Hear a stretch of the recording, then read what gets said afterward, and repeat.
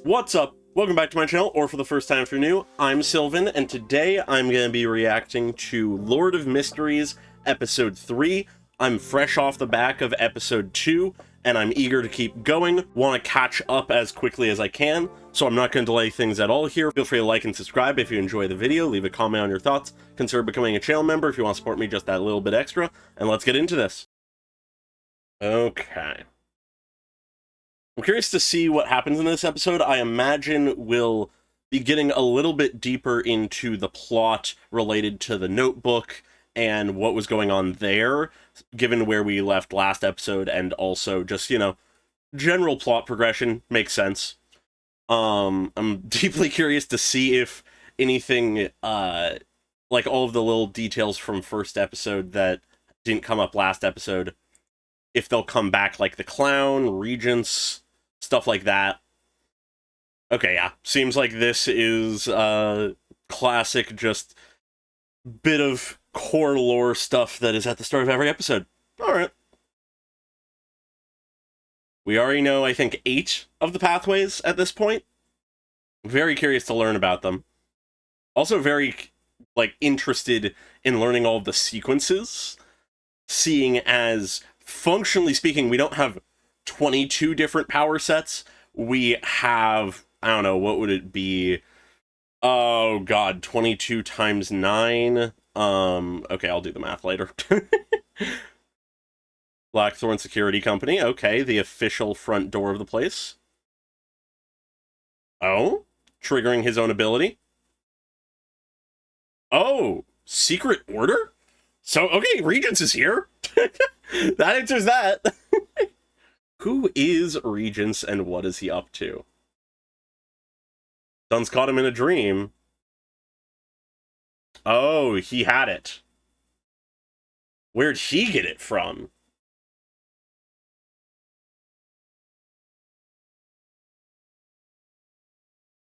Okay. Huh. Who's the Secret Order?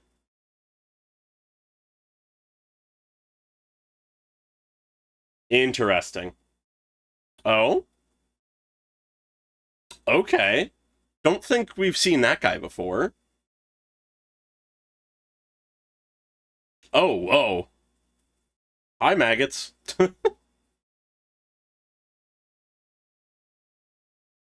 Okay. Not someone we recognize. Oh, interesting.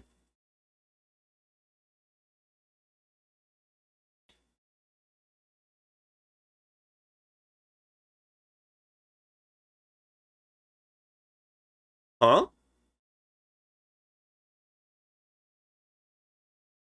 Hmm. Okay.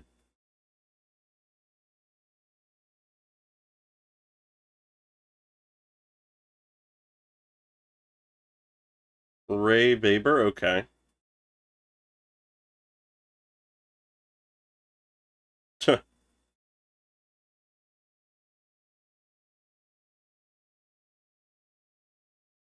All right, immediately using powers again, nice. I'm trying to place if that other guy that's with them is Frey or someone we haven't seen. Oh, something's happening?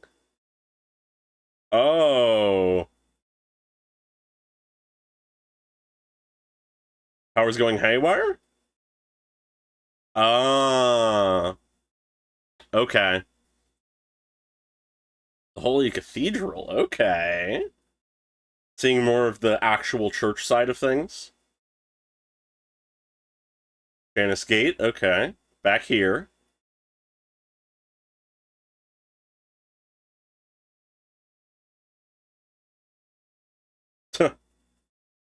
His hands were shaking. Oh. All right.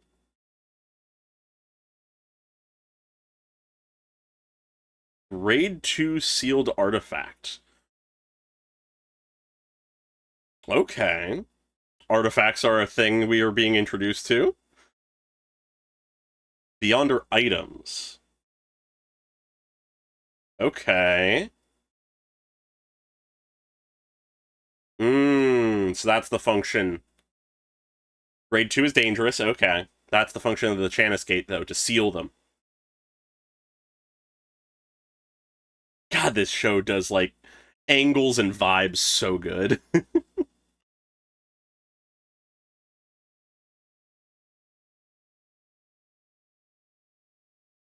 Oh. Another sleepless sequence 7. Gravedigger is 8, okay. Ah, she's 7! I was guessing she was gonna be 8, she's 7, okay. So casual.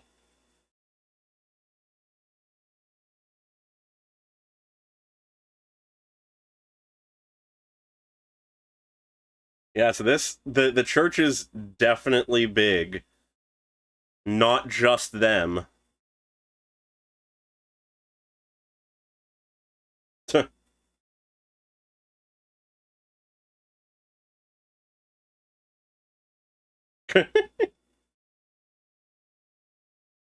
Oh.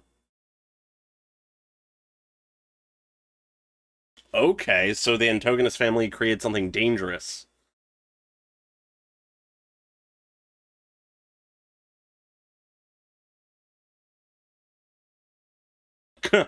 Great.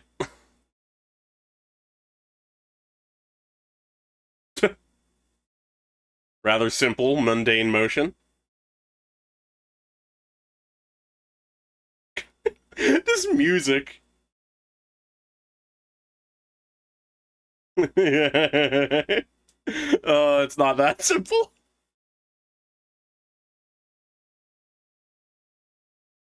That is ridiculous. First, like, real bit of just straight up humor I feel like we've gotten in the series.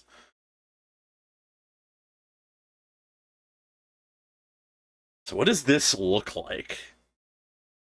What exactly is it? Oh, a puppet? Not creepy at all. Oh. A little jester? Oh, I imagine it could be quite dangerous. Oh, whoa. Whoa.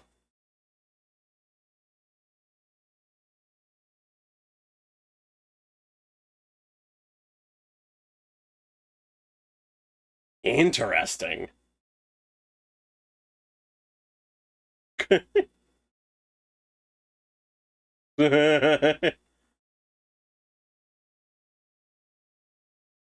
Ah. Makes sense.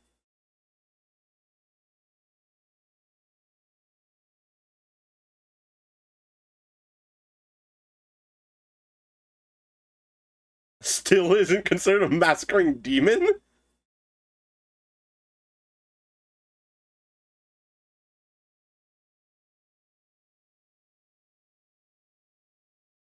Okay.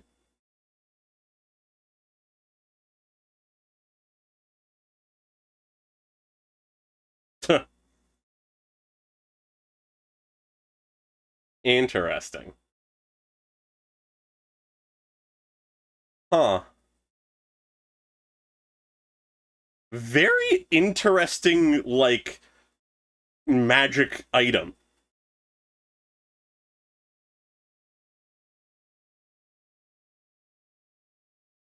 Okay. Hmm? Child, hello. Oh no. Oh god. Oh my god.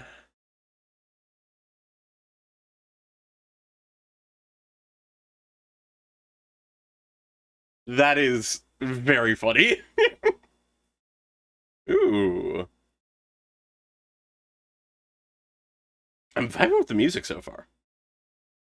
Wait, Are we already to the midpoint? What?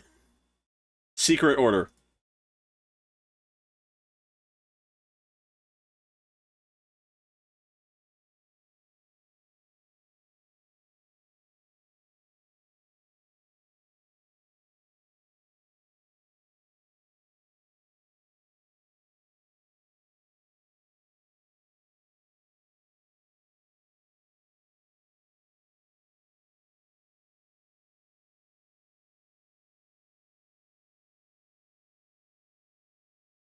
Okay, I just paused for a moment to make sure I could read this because I was warned to make sure that I very much keep up with those. Okay, so Secret Orders, huh? Well, the Secret Order, which is a secret organization. Oh, there's our guy. And there's the notebook? Oh, God, what? Gonna be a bit hard to get the notebook now. Ooh, the candle's going out when the shadow hits them. Ooh, I love that visually. Clown! What are you doing? Who are you? Who are you? Why do you know about the notebook?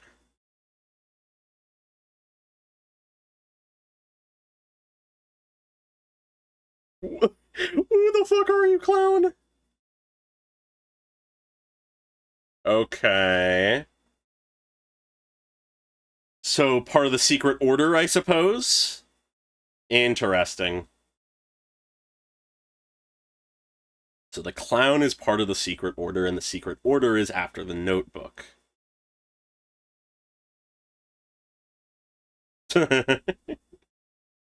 Have more faith in the objects, the artifacts. Okay, using the topaz.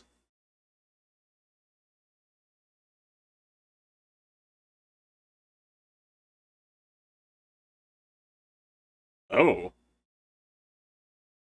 Okay. Well, yeah, there's some kind of demon or eldritch monster about to emerge. And also a clown who's doing some bullshit. Your carts are gone. Ooh, that interesting sort of blending of how they did that shot for the 2D and 3D. Hi, clown. I take it you're not our friend. Level 1 alert. Interesting that his gun is so different. I mean, he's just using the gun that he shot himself with, but you know. Whoa, okay, they got big. Very different kind of eldritch creature. Oh, but we can see they're... Okay. I'm loving the diversity of these designs for these monsters.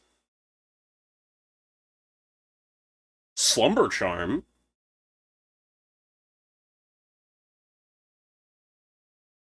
Ooh. Immediately using Midnight Poet ability? Yeah. Cool that they set that up last time and now immediately use it here. Ooh. Ooh. Wow, they're just combining everyone's powers already. Whoa.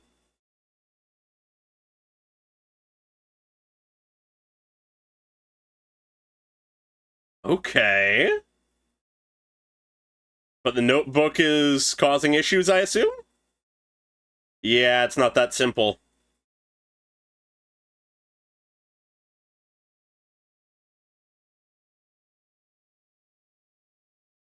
The Midnight Poem. Okay, that's what to call that ability. Whoa!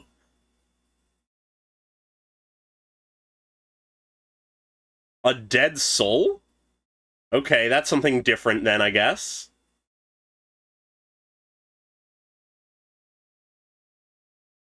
Find its weakness? Wow! Okay. Eye of Death. Very interesting to see all these characters fight. Not even a regular dead soul. Under the notebook's control. As if it has a will? Okay. Ooh. Net of Dreams. I'm loving all the names of these.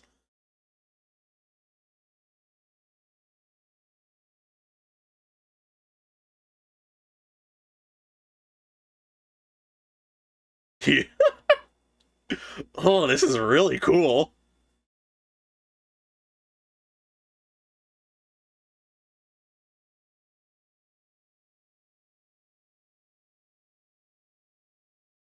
Don't say shit like that, man. Yeah, the Notebook is not gonna make this easy. Whoa. Done? Oh, fuck. Okay, Dunn and Leonard are down for now, I think.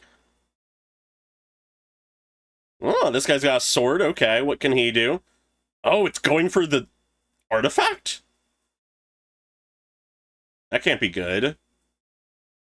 Sandman, okay. I forget, was this guy, what was this guy? Like, sequence-wise. I'll go back and check later in the episode. But seems like he didn't have enough power. And no one has their eye on the artifact, okay. Okay, Dunn's still trying to work. What is going on with him?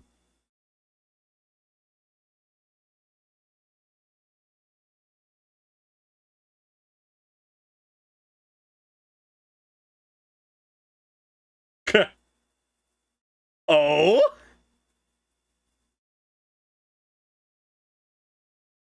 Ooh. I love this tracking shot. Is this what actually gets it to sleep?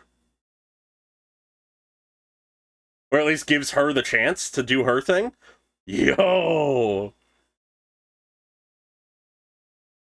God, Netherhand. The style of this show is immaculate.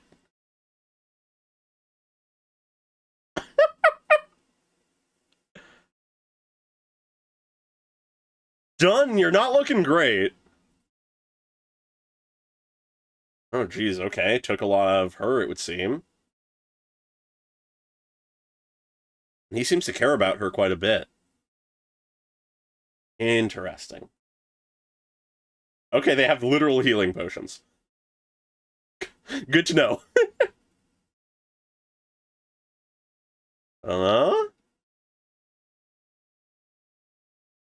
Whispers. Coming from the Notebook, maybe?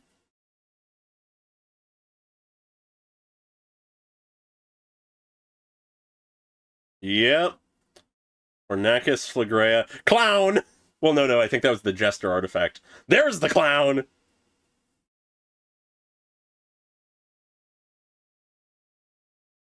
What are you doing, my man? What?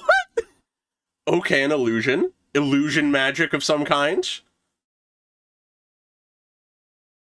Yeah, okay. Ooh. They're like a shadow, okay. Presumably they're a Beyonder. Yeah, the circus clown, who would have thought? Beyond 7. Okay.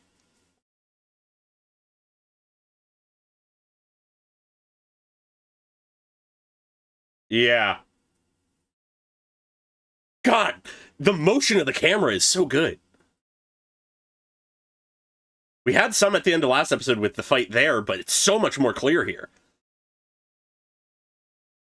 Especially because this is like a 1-on-4 or something. What? He exploded his own face. What is this guy? I'm very curious what path he's on. Whoa, okay.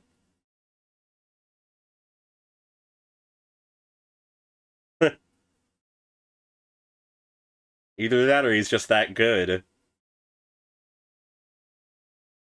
Aiming not where he is, but yeah! Where he will be.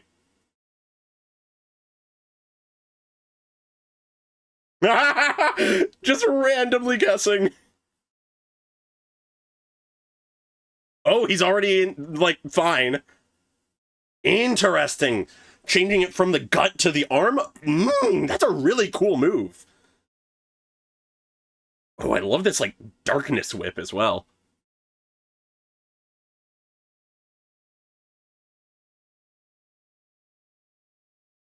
Whoa. Illusion. Paper figurine substitutes. This guy is good.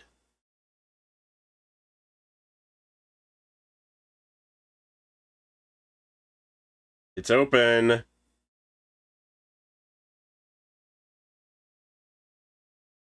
Uh-oh, okay.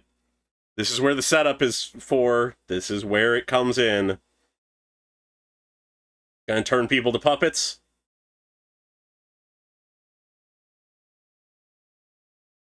Ooh. I love the... Okay. The jester becomes the puppet master.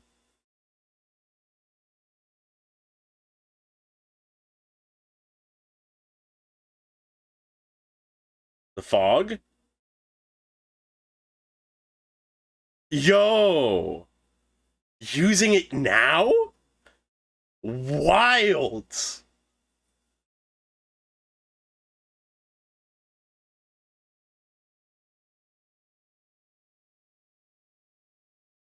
You don't have all the other prerequisites, though. Seems like it worked, though. He's back in the divine realm.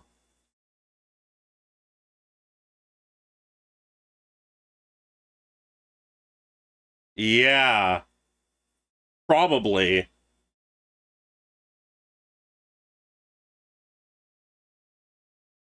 I could see it. Yeah, you gotta get back. Oh, do divination here and now? Yeah, I guess you can just create shit.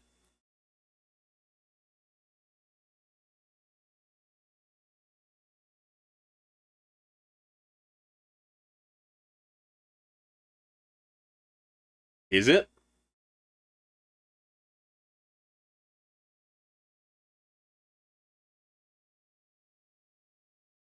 Okay.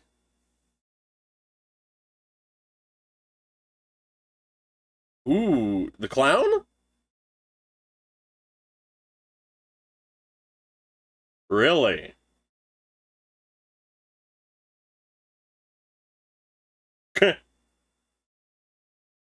Interesting. Yeah.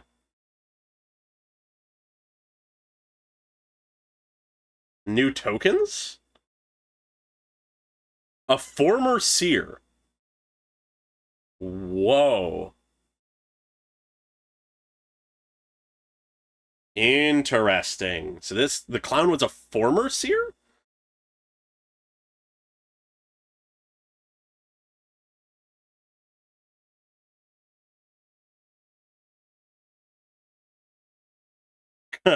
Interesting. We know you can bluff, play it cool. Ooh. Leonard is not fully out. Whatever was going on with his shadow last episode is still going on.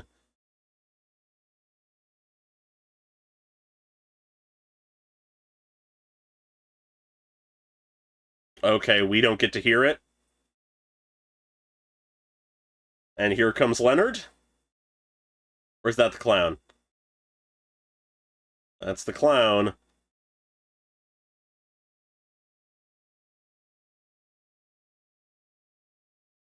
Ha!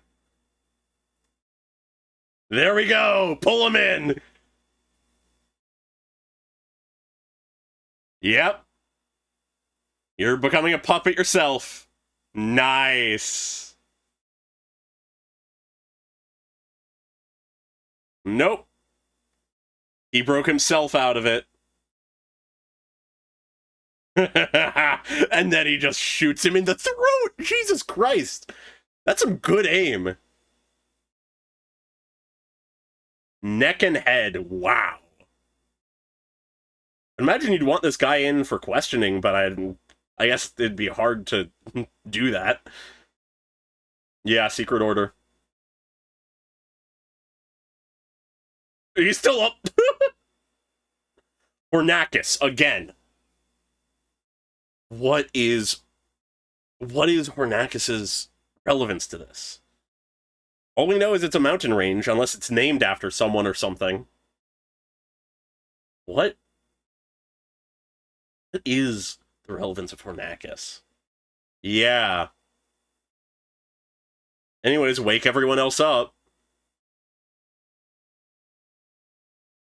Okay. God, you're still looking pretty bad yourself, son. Jeez, but they have the notebook now.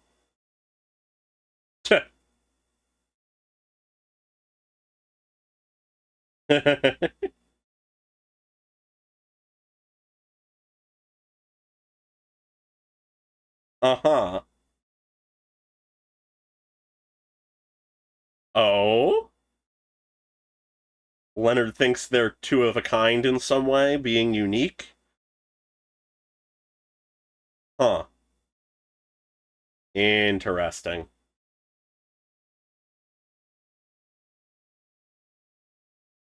Alright, and that gets locked back away. Makes sense. Huh.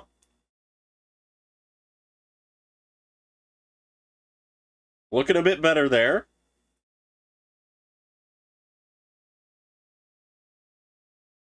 Makes sense.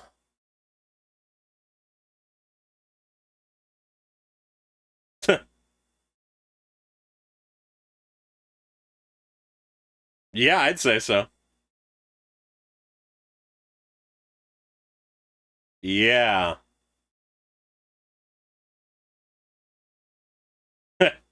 Cool. Curious to see what his pay will be then, going up in the world.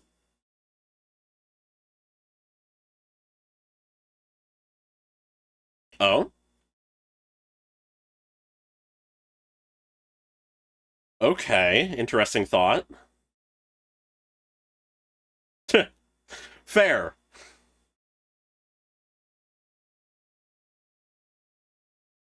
Hmm. Oh? The clown. Someone he killed.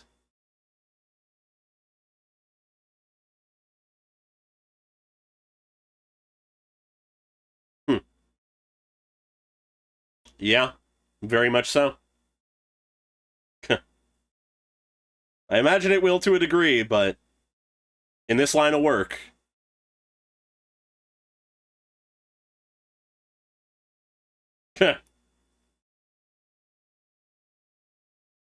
Oh. Okay. Interesting. Back to the capital? Okay.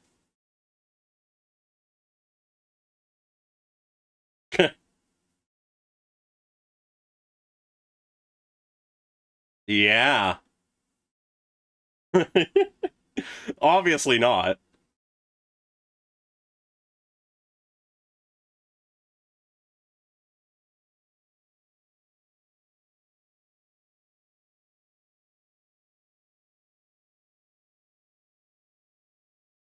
Leonard supporting him? Two shots. Leonard is interesting.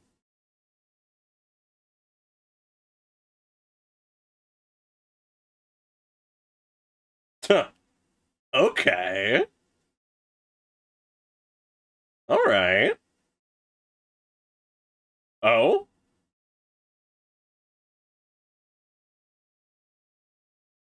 What was that?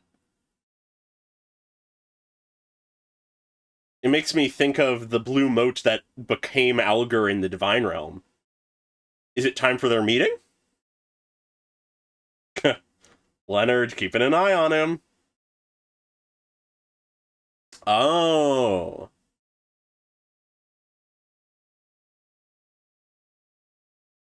The clown potion. Okay, advancing, yeah.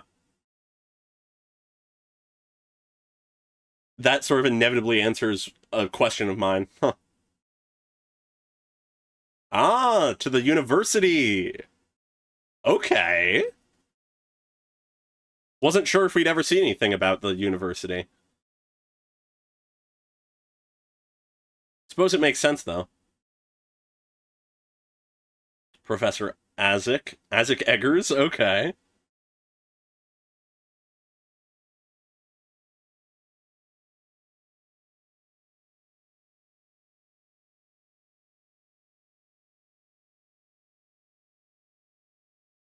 Okay. Nation of the Evernight.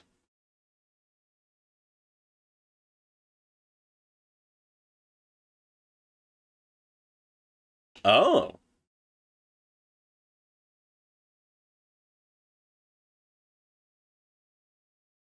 Yeah.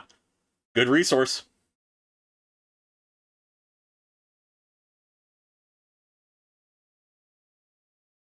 Hmm. Okay.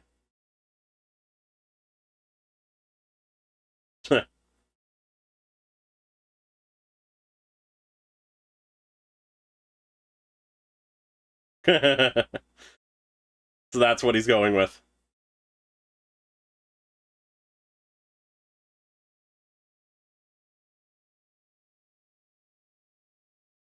Okay, so he's aware of some forbidden aspects. Interesting. Yeah.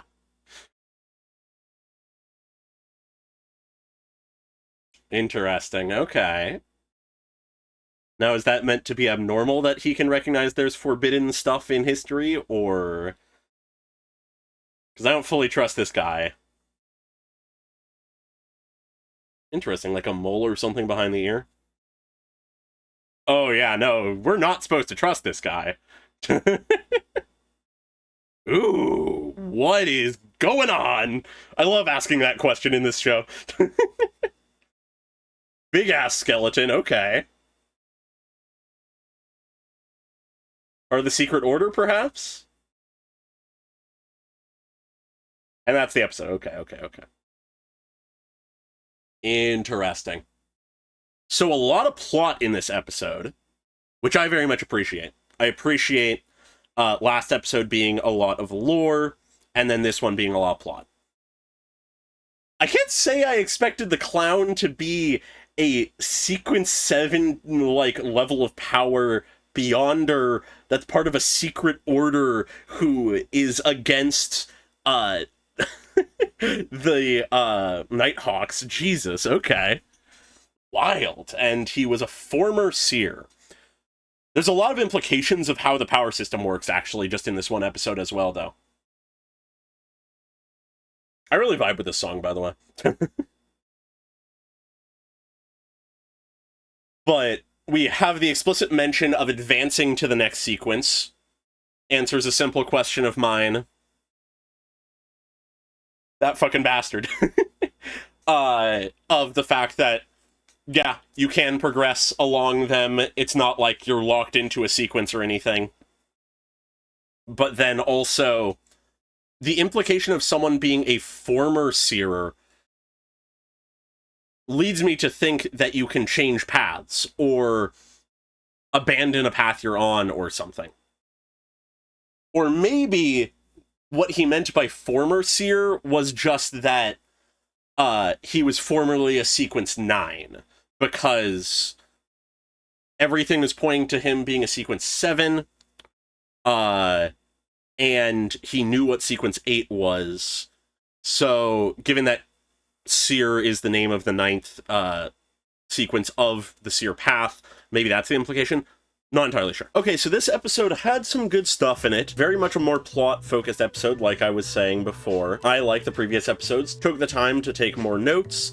At this point, I'm up to about 15 pages, just to keep the count, because I find it funny. And it very much feels like this episode has properly settled us into what the actual plot is going to look like, in the sense that we now have a opposition force in the Secret Order that the Nighthawks are working against, We have obviously the larger scale stuff of whatever is going on with the Hornakis mountain range and the nation of Evernight, which is apparently in the mountain range. And we've seen much more now the Nighthawks in action and what that looks like, which seems to sort of give a better sense of what they do, how they act, who they're against, that kind of thing. And it seems like this will be sort of continuing for at least a while. What is going on? We're going up against the Secret Order, and there's this mystery to uncover. While I've mentioned it, just sort of to acknowledge some of my thoughts and theories related to the Hornakis mountain range and the nation of Evernight and stuff. Obviously, there's not a lot to go off of,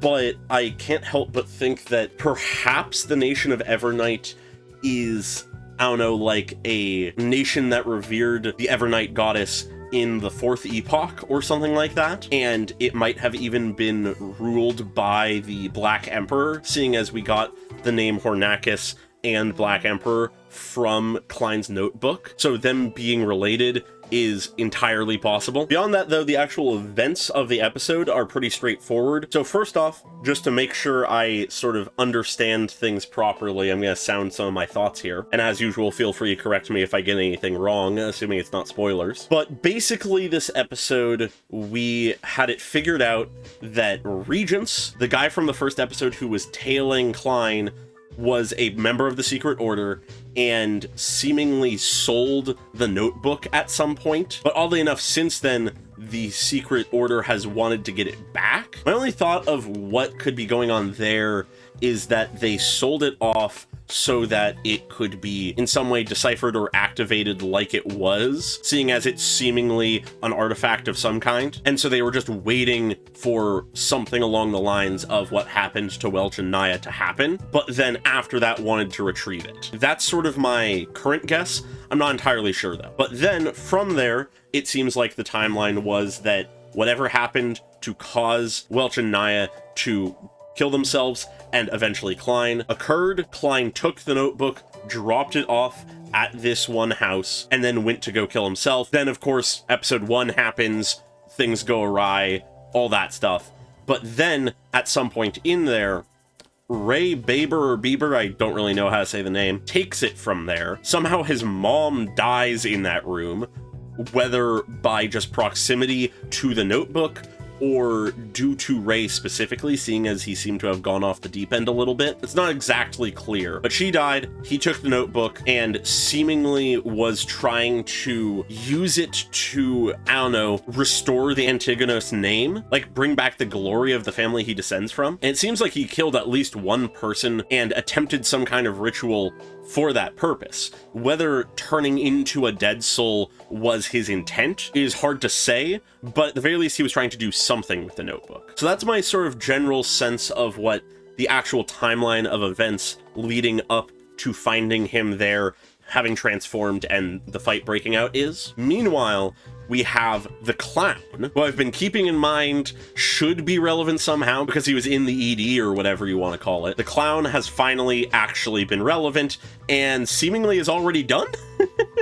Who knows if they'll somehow come back? This is the kind of show where shit like that might happen, but at the very least, as far as we can tell, he's dead and gone already, but said and did some interesting stuff in the meantime. Most notably, the Nighthawks seem to have assessed him as having powers of a Beyonder equivalent to Sequence 7. We don't get specifically told what path he was on, but we do get the mention that he was formerly a seer. Now, I already mentioned just at the end of the episode that I wasn't sure if that necessarily meant that he somehow changed paths, or rather just that he was saying he formerly was Sequence 9 and now is a later sequence. Either way, he had quite a few powers, some impressive powers at that. I really like how, not even just with him, but just everybody, how the powers look and manifest and act.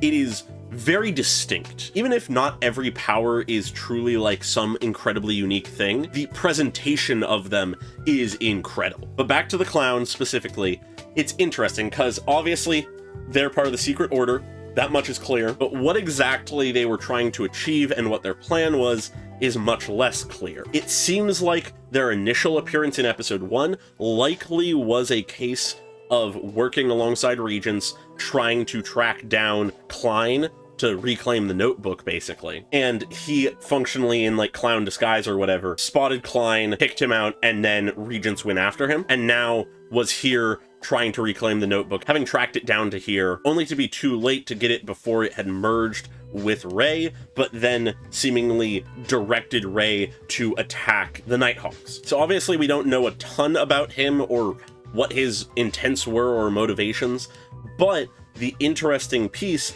is that they seemed to take an interest in Klein.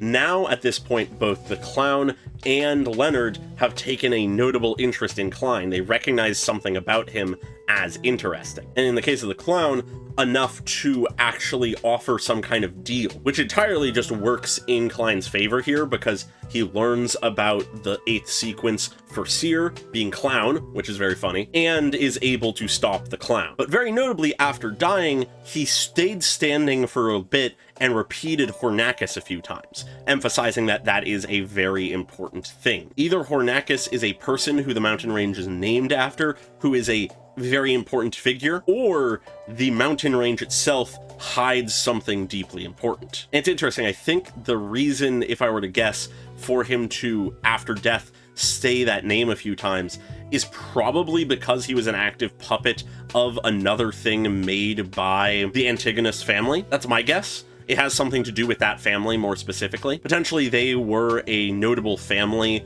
from the nation of the Evernight, but that's really just speculation. From there, though, I feel like I want to touch on the Nighthawks and the characters in there a little bit. I mentioned Leonard before, so might as well talk about him next. He is continuing to be very interesting to me. He seems to be unique in some way, and he says as much.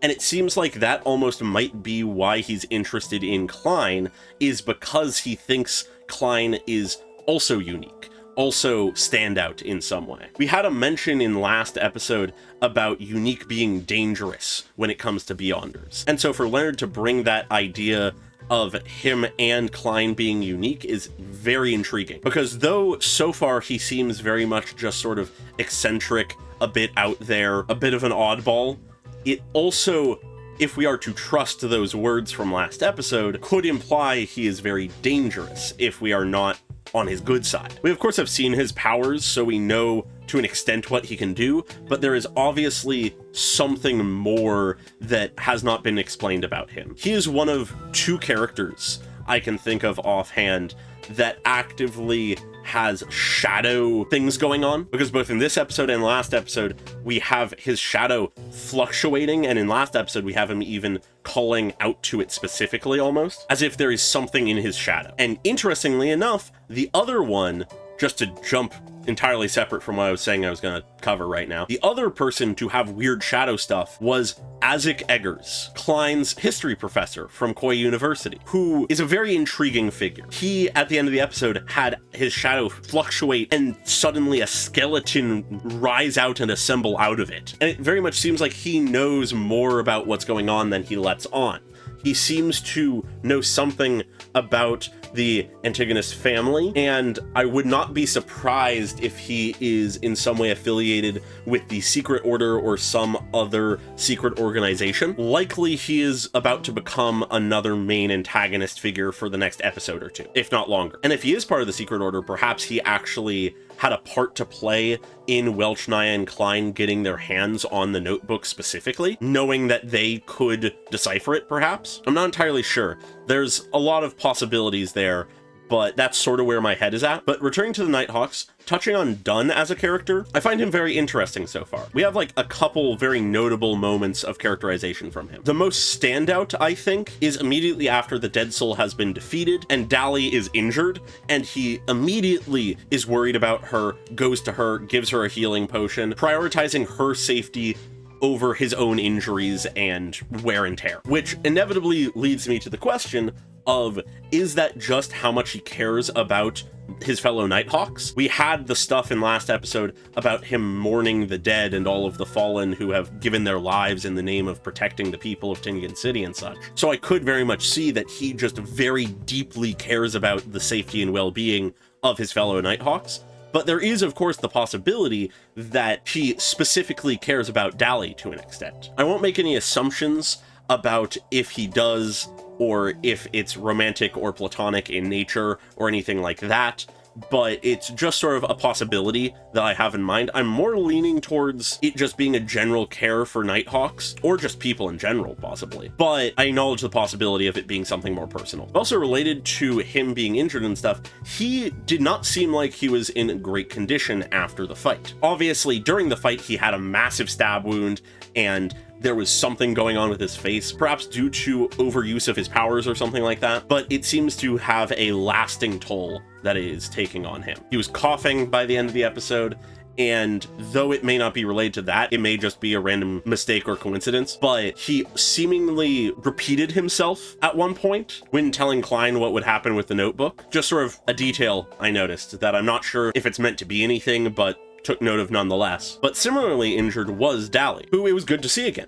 She is also a character that interests me for a variety of reasons, and I'm happy that we learned what kind of Beyonder she is. I had in the previous episode guessed that she was going to be Sequence 8 Corpse Collector, but it seems she was more powerful than I suspected. She's Sequence 7, which is cool. It also points to the entire organization being much bigger than just the group in Tingan City. Functionally, we have explicit proof of that by the nature of Dally and the other two that came from Backland being here, and there being mention of the cathedral itself. It much more speaks to me that the Nighthawks are a kingdom-wide, if not greater, organization that directly serve the church and just have different divisions, basically, that work with the police and such in different parts of the kingdom. So where Dunn is the captain and sort of de facto leader of the Nighthawks in Tingan City, someone like, say, Dally or Ire could be the captain and leader in another city. Presumably neither of them, because they both seemingly are from Backland, which is the capital, so I would not be surprised if the capital has some of the more powerful members of the Nighthawks, perhaps people who are Sequence 6, 5, maybe even 4 or lower. I'm not entirely sure how powerful any existing members get, because we know the lower sequences begin to match gods in power, but they do at least have access to all of the lower ones for Sleepless and however many more of Mystery Prior and Corpse Collector, so who's to say? But that sort of seems like the format of the organization answers a few questions of mine from last episode. But to stick to Dally for a moment, she, by the end of the episode, was still injured. It was implied that she is staying in Tingan City as she recovers from her injuries, meaning that she hypothetically might continue to be in the story for a few more episodes before returning to Backland. We even had Dunn say that once she's better, he will escort her. So it also is possible that once the time for that comes, that we might see Dunn go to Backland with her, maybe even bringing Klein along. It all depends on like what exactly the plot ends up being in the future episodes, but I very much could see something like that. But then, as I mentioned, we had two other Backland Nighthawks appear, being Ire Harson and Borgia. Insane name, that one. Borgia we got basically nothing from, other than that he's a Sequence 8 on the Corpse Collector path, where Ire has at least a little bit more characterization. He's a Sequence 7, also Nightmare, and he was here specifically to operate and protect the one artifact that they were using, 2049. And he seemed sort of skeptical about Klein and him being part of the mission initially, but then was very impressed by him by the end. Curious and questioning about how Klein managed to do what he did, but nonetheless impressed, saying that he was the most capable or impressive, something along those lines, seer he's ever seen, or at least Sequence 9 seer. Otherwise, from the Nighthawks, there isn't really too much else we got from them, because there was a lot of fighting happening in this episode, but just a tiny little thing that I want to acknowledge, because I feel like it's an interesting detail that most people wouldn't fully recognize necessarily, at least consciously, was early on in the episode, when they were figuring out who Ray is and that he has the notebook and stuff like that, when they first enter that room that has the dead mother, alongside Klein, Dunn, and Leonard, is Fry, the Sequence 9 Corpse Collector that we offhandedly saw a glimpse of last episode, who seemed to be sort of cold, but according to Roseanne, is actually quite nice. And we had just very minor proof of that in this episode in that moment, because seeing this dead, rotting body, Klein almost throws up, and Fry is the one to offer some kind of like incense that seems to sort of help stabilize him a little bit, and he seems to sort of comfort him, being like, you'll get used to it in time, that kind of thing. Like, he's always keeping his more sort of serious expression and stuff, but he did still do that to help him out. Fry did still do something to make sure Klein was staying stable and not freaking out or anything. Very minor detail. They don't even call Fry by name at any point in this. I just recognize that he was the same person, and I think that's just a cool little piece of continuity. We had the introduction of him very offhandedly, and then we just sort of very much almost in the background to a degree, because it wasn't the focus of the scene, have an expression of that characterization. But from the Nighthawks, I feel like it is only worthwhile to pivot to talking more generally about the Secret Order. They were what the mid-episode blurb of lore was dedicated to, so let's go over that a little bit. They were originally founded in the Fourth Epoch, have connections to the Solomon Empire and its fallen nobles, whatever that specifically means and where that is, who knows. Presumably an empire from the Fourth Epoch that probably isn't around anymore, or at least not in the same form. And it's said that they have the least activity among the secret organizations, implying several secret organizations. Curious to see if we'll learn about any others. I imagine that the Secret Order specifically is going to be the sort of antagonist figure for this portion of the story, but it's entirely possible we'll get into others later. But it is also mentioned that most of their appearances are related to tracking down or searching for different things. Stuff like the Notebook. We obviously don't know much even off of that, but I'll be curious to see if they have a more cohesive motivation, or if they are just sort of collecting these powerful objects that thus puts them in opposition to the Nighthawks, because the Nighthawks want to seal and protect people from these artifacts. For now, though, who's to say? But speaking of artifacts, that is actually sort of our main lore thing we got introduced to this episode. They were described as Beyonder items, so perhaps that is to say they are basically inanimate object equivalents to humans becoming Beyonders, in the sense that they are inanimate objects that then are imbued in some way with the powers of the Beyonders, and obviously that takes form in different ways. It sort of seems like the Notebook is being set up to have been an artifact of some kind. That's sort of the vibe I'm getting off of it, but the only one that we explicitly get described as an artifact and get the details of is Artifact 2049, being that little jester puppet thing. The way it works gets fully explained in the episode. It's pretty straightforward. It randomly targets people and takes control of them, basically. But we do also get the detail that it was created by the Antigonus family, and thus resonates almost with the Notebook, and seemingly is empowered when it is nearby the Notebook, which is interesting. We also get just a little bit of terminology that a grade 2 artifact means it is a dangerous artifact. It very much makes sense how this could be a dangerous artifact. Curious to see what others look like. But speaking of the Notebook, there's some interesting phrasing around it in this episode.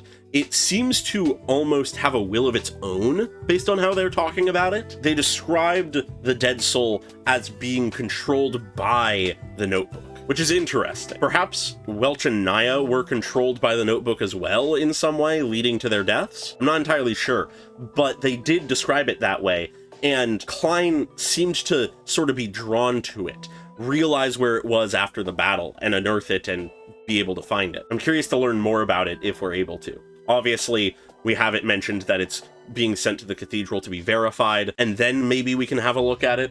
But until then, I suppose we'll just sort of have to wait and see. Realistically, next episode is probably going to be following up on whatever was going on with Klein's professor. But with that, though, that's sort of all of the main things I wanted to touch on, I think, in this episode. So the last thing I think I'll sort of touch on is some of the stuff with Klein in this episode. So first off, he used the luck ritual to escape the artifact's control. Very interesting, because he obviously used the core foundational bits of the ritual, but he didn't have the other aspects of like the food in each corner and stuff, which sort of shows us, okay, he can just sort of tap into that whenever he wants to, just with that base stuff. Good to know. But also in relation to that, we have him talking about the fog in the divine realm and how the murmuring within it is this overwhelming thing. We have him at one point comparing it to the cries of the dead soul, saying that though the cries are powerful, they are sort of nothing compared to the murmurs of the fog, and that sort of seems to be what enables him to act, use those charms, and sort of save the day to a degree. But then it's also the fog that he essentially utilizes once he's taken control of to escape that control. It's interesting, they're continuing to sort of build on and reference the fog and the divine realm and his capacity to enter it in interesting ways. And I'll be curious to see sort of where it goes. I'm eager for the next meeting of the Tarot Club, because though they have been less concrete about specific dates so far, just like episode to episode compared to the first episode, it has clearly been at least a few days. So though we may not necessarily next episode get it, I would assume that in the next few episodes we will be getting the next meeting of the Tarot Club. And I'm curious to see how that goes, seeing as the first time was entirely accidental, where this time will be more intentional. And at this point, Klein knows a lot more, understands a lot more, and is much deeper into all of this anyways. But then the other thing that's sort of notable is that we have this moment near the end of the episode where something sort of strange happens, and Klein suspects that it may be something about him digesting the seer potion, which is interesting. We had that same terminology in last episode of the digestion of a potion and how that sort of ties to the sort of development of the powers and stuff. So I'm curious to see what that sort of entails. And tied to that, in the sort of progression of his power, we of course learned that Clown is the 8th sequence of Seer. Therefore, hypothetically, he could work towards going to sequence 8 already, which is fairly fast as a progression, but presumably he won't immediately go for it. Presumably that'll be something sort of that is now worked to, now that they know that it is the Clown. But otherwise, other than that, I think anything else about the episode I won't bother mentioning. I have all this stuff in my notes once again, so I will leave that there. Now, before I finish up the video, I am also going to actually touch on these Chibi shorts that I was directed to. They seem to be sort of like official shorts that fill in some information that presumably is in the source material, but just there wasn't time in the actual episodes to cover. I'm familiar with the concept from some other shows I've watched, and I thought that this could just sort of be a good thing to tie in now that I know about them. I'm thinking of doing like 1 or 2 of these per video until I'm caught up with them, and then I'll just do whichever one matches the episode, because it seems like each one sort of lines up with a given episode of the actual show. Also, shout out to Merlin Sparrow, the channel that has the English sub versions of these. Other people might have done this as well, but they were the one I was directed to, so shout out to them. I was also directed towards Old Neil's mysticism classes. I will also be watching those. I'm just not going to do reactions for them, because realistically that's just some massive lore dumping, so I will sort of integrate that stuff into my notes, but it won't be part of these videos. So let's get into this one though. How Klein transmigrated. Zhou Mingri's unlucky day. Okay. So we're starting with the actual, like, backstory bit. Yep. Corporate, okay. Corporate slave. Damn, okay. That sucks. Oh? Master of Empty Promises? What?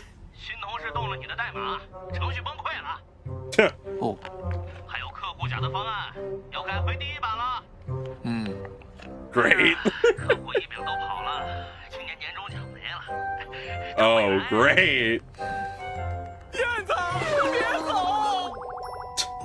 Oh my god! He lost his phone mid-conversation? That fucking sucks. Oh? Is this how he learns about the, Oh my god. Just ignores him.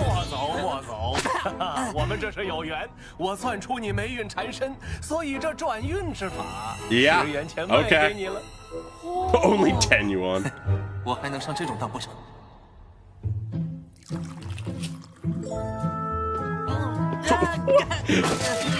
Oh my god, is that just a representation of what he views all of his coworkers as? Oh my god. And it's nighttime.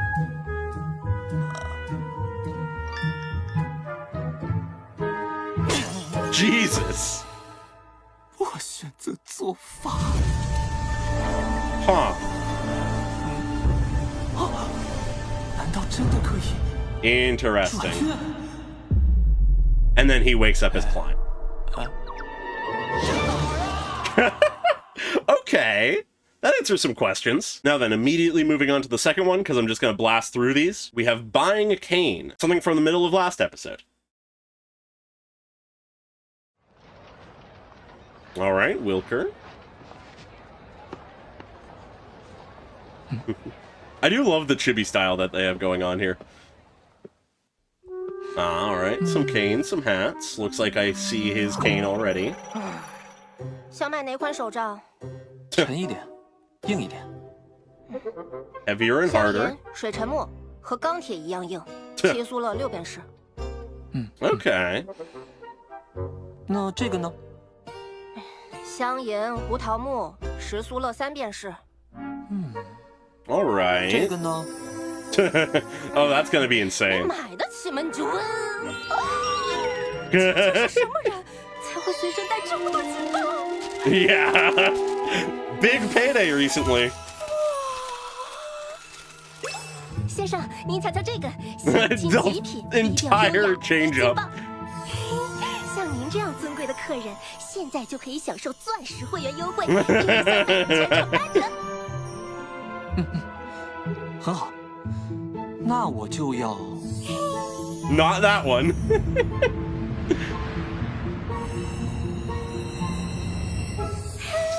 Oh, you are gonna be ruined, lady.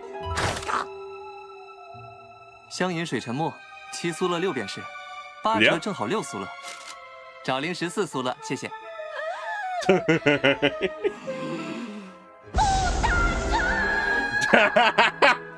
Oh, I was just trying to get him. What? Fucking Mario reference. Now, because I feel like it and these are flying by, straight into the third one, and that'll be the last one I cover because it lines up with episode 3. Terminating contract. Perhaps this has to do with trying to get their contract for their old apartment dealt with. Still technically something from second episode, but sort of timeline-wise lines up. Yep, their nice new place. 这就是我们新家了吗？感觉像是做了一场梦。那就不要醒来。 Funny to see them using some of the like environments from the actual show. 吝啬的房东先生是不会同意退租的，我们得赔付一大笔违约金。 Yeah, penalty of course. 都在我身上。 All right, what can Benson do? The fucking JoJo's reference. 弗兰奇先生。 Oh my god. 半年违约金1斤半。弗兰奇先生，您应当赚得更多哦。我们3个人的租金呢是5苏勒6便士，如果是6、7个人的家庭，肯定愿意为此支付更多。 Speaking his language. 哎，最近停更房租一直在上涨，我们住的越久，您损失越多。18苏勒，我需要时间来寻找新租客。 我相信您2天内就能找到。其实我们只要转租出去，半年就能赚到18苏勒。但我们并没有这么做，相反还会赔偿您这2天的损失，就用我们交的押金3苏勒。Wow. Benson the God. 你真是一个有良心、做事诚实的年轻人。 Wow. 毕竟房东先生 Master negotiation. 不如卷毛狒狒。 That baboon again. Bread. Drowning in bread. Bread is love, bread is life. What? Oh my god. God, those were goofy. I personally love them a lot. Those are a really fun sort of way, I feel like, to end off these videos, because they just sort of fill in a few extra details. Not anything I feel like is too worthwhile, like, talking about necessarily. It's just sort of like some logical stuff, some humorous stuff that presumably was, like I said at the beginning, in the series initially, but cut out for time, but are also just good characterization stuff in the long term. Like, that last one shows us that Benson is actually very capable. He's good at buttering people up, negotiating, and bargaining. The first one gave us a lot more context to who Zhou as a person was. The second one was largely just sort of goofy, but it was fun nonetheless. So I appreciate these, and I'll be sure to look at the mysticism classes as well. But like I said, those are just a lot of lore, so I'm gonna just check them out on my own time, take notes accordingly, that kind of thing. And feel free to check out Merlin Sparrow's channel if you didn't know about those and want to check them out. But with that, I think I will end things here for this video. Feel free to like and subscribe if you enjoyed the video, leave a comment on your thoughts, and very special thanks to all of my channel members, being Desaize and Pokelove101 at the normal tier, and Kondo Nano at the cool person tier. Really appreciate your support as always, and I hope you all have a great day, and bye-bye!